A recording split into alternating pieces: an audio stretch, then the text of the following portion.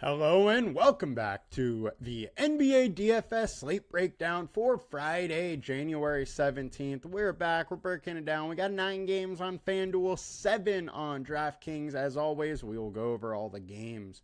Now, before we get into it, come join us at LineStar. $39.99 per month gets you access to everything we do, all the props, all the DFS. You get it all for one low price. Now, I'm your host, Tyler Wiemann, at FlatTyler83 on your DFS sites and Twitter. Let's jump into it and see what we can come up with today on this fine Friday. Let's make it a money-making Friday. All right, so highest owned point guard, 34% owned. Stephon Castle, 5,200. He was way too cheap the last 2 games, got 33 and 35. If he does that again, it's hard not to like him here. The spot's not bad. I don't mind having some Castle at all. LaMelo Ball, 10.3K, 22% owned. I am definitely interested in him in a prime matchup versus Chicago Bulls, who just frankly aren't very good either. Pace up spot, high scoring spot. I think it's hard to not consider some LaMelo today.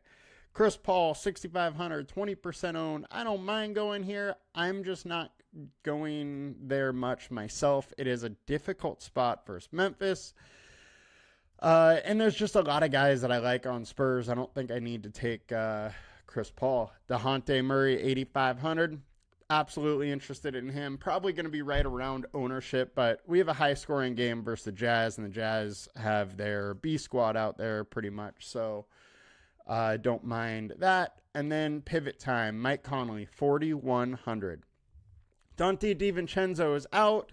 He is who replaced Conley in the starting lineup, so we could have Conley back in the starting lineup. My expectation is his minutes go back up 25, 26-ish, and I mean, we've seen him in the mid-high 20s with, 30-point ceiling this season. Well, 44-point ceiling, but I can tell you he's not going to do that tonight. I don't mind going here. He's just a cheap player that has upside that we can kind of count on, and he's probably going a little bit under-owned at this point. Next, we got CJ McCollum, 7,200. He's been shooting pretty well, playing pretty well. He's a good spot versus the Jazz. I'm probably not playing McCollum and Murray in the same lineup. It's kind of a either or, either one type situation, not both. But McCollum's interesting. SGA, 11.5K. Everybody's going to go Giannis or Wemby at the pay-up spot. I think we could get different go SGA. He is on a back-to-back night. Only had to play 29 minutes last night, though, because they just absolutely blew out Cleveland.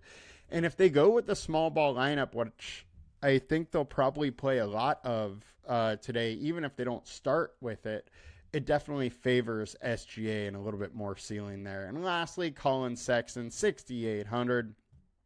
Look, there's no Jordan Clarkson, no Kessler, no Collins, no Marketing. Without all of those guys, there's more usage for Sexton. Now, on the guard side, outside of Clarkson, they're not that hurt. They still got George, still got Color. So I don't think his minutes are going to be crazy, but usage-wise, he could definitely get there. And point guard on DK. We got high-owned, LaMelo Ball, Mike Conley, and DeJounte Murray. We covered them all, so we will move it on over to the shooting guard spot on FanDuel. Stephon Castle, Nickeil Alexander Walker. All right, one thing I do got to say is I doubt Conley and Walker will play on the court together that much. So I don't really want both of them in my same lineup. It will be, I want this value spot or I want the Conley value spot. It won't be both. They are both cheap. They're both going to play a decent amount of minutes. So I don't care if I have some overlap, but just trying to make sure that doesn't happen on a majority of my lineups here. Anyways, there's going to be a minute upgrade for one of these guys. Walker's been playing 21 minutes a night, averaging 15 fantasy points a game. He probably jumps up to 26, 28 minutes in this spot, and we know we've seen him hit 30s multiple times when he gets minutes. Definitely interested in him. If he is starting, his fantasy point per minute rate is probably a little lower just because most likely in that scenario, we're going to see just Ant with the ball in his hands absolute ton. But either way, minutes are going to be there. A little interested in Nah. Zach LaVine, 8,300, 15% owned. Big issue with me on this one is Io, Giddey, White, Lonzo are all probable. This team is getting back into health, and with that, I think 8,300 is a little more than I want to pay for LaVine. I don't mind if I have a little bit of him, but I think 15, 16% like what he's owned is probably a little bit too high. Pivot times, Devin Vassell. We've been here for a few weeks now, and we're staying. It's a good spot. They're 20th versus small forward. That is Memphis is, and there's big time upside. He can easily hit 40, and we haven't seen a ceiling game out of him yet, but if that ball is dropping, he can light it up. He did it versus Lakers, got 40 just the other night. I don't mind going back here. His price is getting up there a little bit where I won't be on him, night in, night out very soon here. CJ McCollum we covered. Brandon Miller, 7.1K. Miller's price is up there, but at playing 33 minutes a night in a decent spot, I still like it.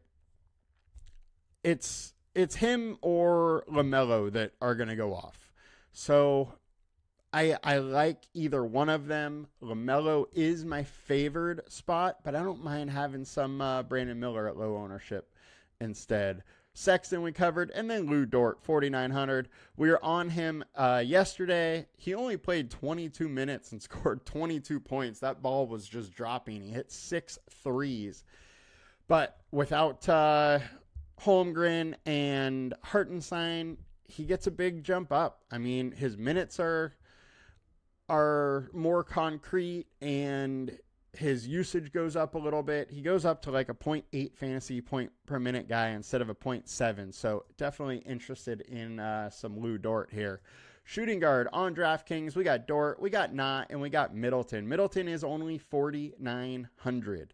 He is only going to play 22 to 24-ish minutes, but at a higher rate per minute, just because he's probably not going to have either Lillard or Giannis on the court with him. Having one of those guys instead of both just gives him a lot more usage. So I'm a little bit interested. My worry here is just the upside's kind of gone. I mean, if he plays super well and gets 26 minutes, then maybe I like it. But I think that's a lot to ask in a game that they could just totally blow out the Raptors. And small forward on FanDuel, we got Rui Hachimura, and Zach LaVine. Hachimura, 4,800.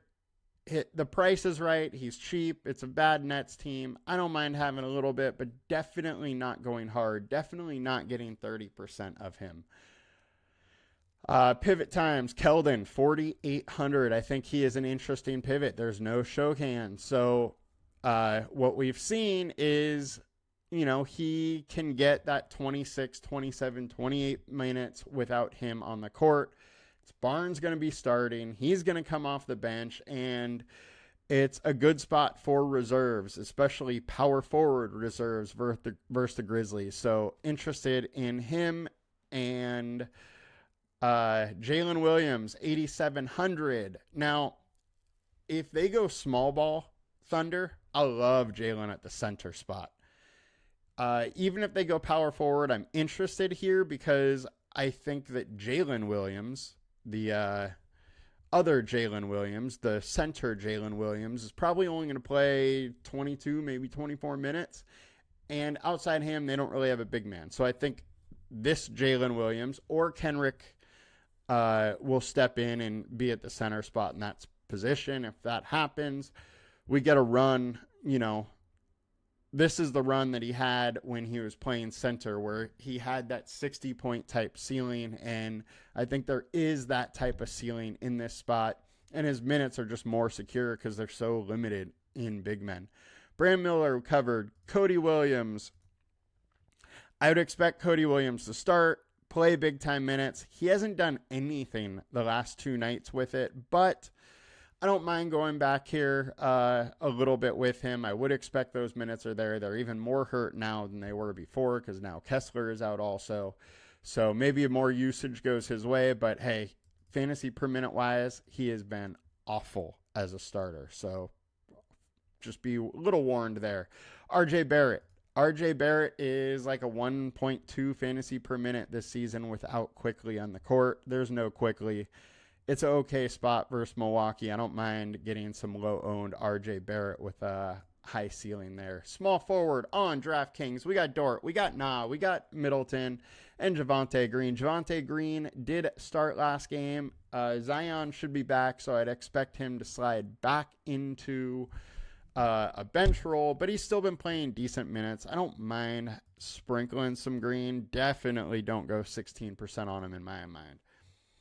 Power forward on FanDuel. We got Wemby, 12K, 31% owned. There's a lot of value out there. So people are going to be all over Wemby, Giannis, and that is why I kind of talked about an SGA pivot. It flips the build a little bit. There's plenty of value when it comes to power forwards and centers also. So you can totally just flip it. I like Wemby. He's in a good spot versus Memphis. Put up 59 versus them only a couple days ago. Last year had 266 burgers. And, I mean, he's a better player this year than he was last. So could he go 70-80? Absolutely. Wouldn't put it past him. But I do think he might be going a little too high owned here. Rui, we talked about. Kyle Flipkowski, 4,100. I would expect him to end up starting. We have him at 26 minutes. At that, he's a, 0.86 fantasy per minute guy. I'm interested. There's definitely the pathway to 30 plus at 4,100. So I don't mind going there. Giannis, 11.8K. He is a little pivot off Wemby, pretty much to make this work. He just has to outscore Wemby. Can he do it? Yes. I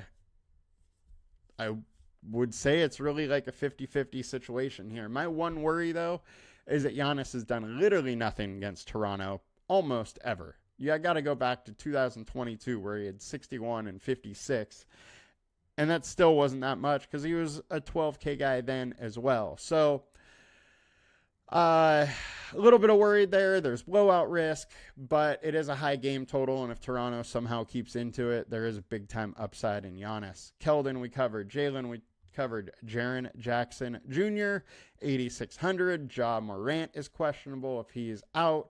Jaren gets a boost, and, I mean, versus Wemby, I don't absolutely hate it, but it's a low-owned pivot here.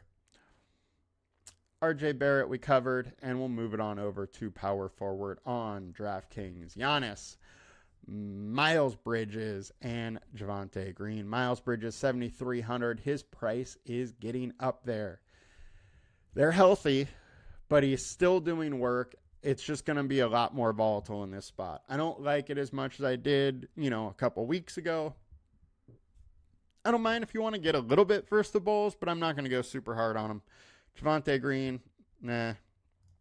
Onto the center spot. Drew Eubanks, 36% owned. Last time he got a start, he played 31 minutes. Played 20 last game. Without all of these guys, he should get minutes. We have him at 27 right now. I think you can put him at anywhere between 24 to 28 and be okay, and you're still probably going to get a lot of him. If he goes up to 31 minutes, you might have to have him. The only reason it's not a you have to have him situation is he is at center, and somebody could go absolutely nuts and just put Jokic could go for 80. That is if Jokic plays. He's questionable, so we don't really know. there's a lot of questionable tags on this slate that could change things also, I should say. So Eubanks is a great play. I'm eating some chalk there. Wemby is a good play. Flip is a good play. Don't mind that. Pivot-wise, Mark Williams.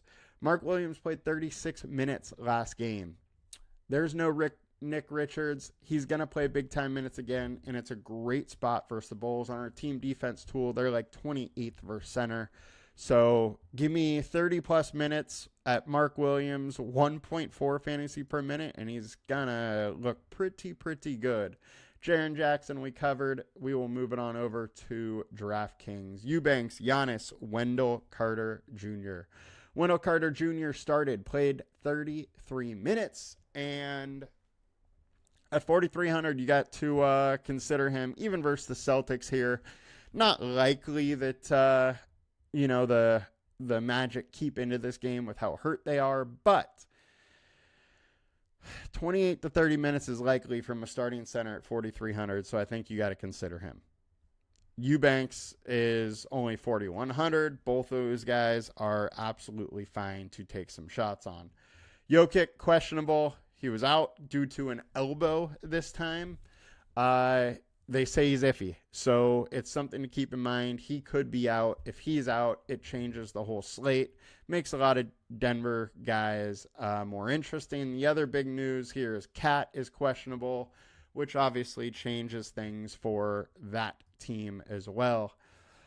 That'll do it for us today, guys. It's been a good week. We will be back with more next week. I hope you guys have a good weekend. Make sure to watch all our NFL shows for the good old NFL weekend. You all have a good one. Please like, comment, and subscribe, and I will see you guys next week. Peace!